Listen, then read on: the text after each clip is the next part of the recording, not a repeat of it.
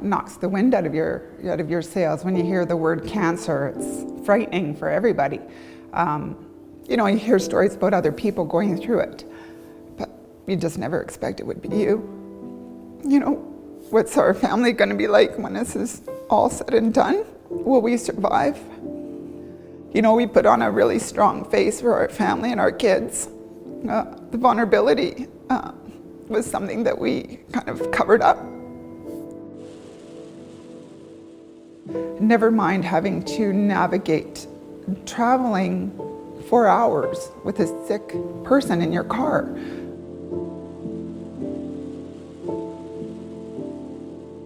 Nine months of driving up and down the island. We'd break it up into 2s or 3s. Maybe we'd drive to Nanaimo, we'd stay in Nanaimo, we'd then have to travel to Victoria. We'd do his treatments in Victoria.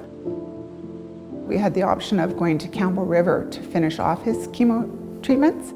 It would be, for the initial visit with his doctor, and then we'd have a couple hours wait, and then you have to go back, and then he'd have like a 4-hour chemotherapy treatment.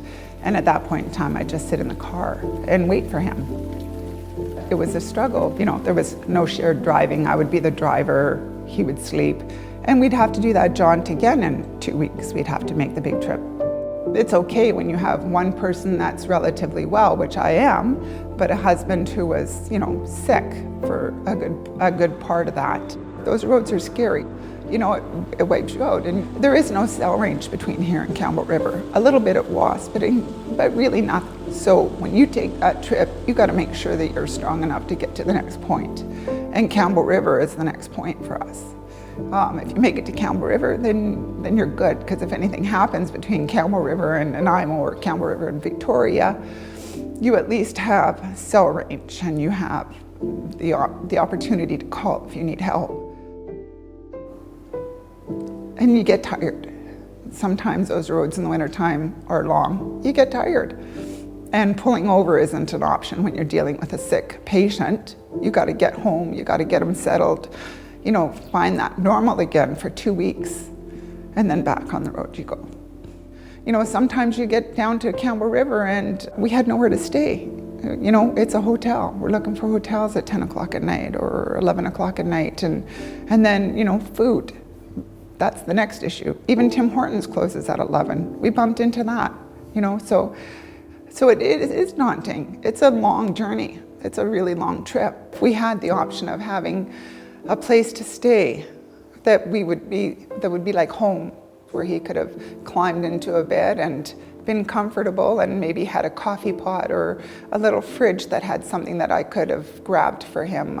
Just the small things that make the difference that we don't have access to. So if you've got a place to stay and not have to worry about hotels, and super, super important for any outlying areas, and just knowing that there's a soft place to land when times are tough. We don't know what tomorrow has in store for us. We just got to get through today. And today's the only thing that's important when you're going through something like this. Everything about this is daunting. You just got to take it one day at a time. We're doing good. We're struggling through. My husband's at the end of all of his chemotherapy, which is wonderful. And we're just trying to find a new normal. We find that we take a lot of things for granted until you're put into those scenarios and those positions. I think a lot of people really don't know until you're walking this journey. When you're going through such a trauma and such a altering life experience, the one thing you find comfort in is your home.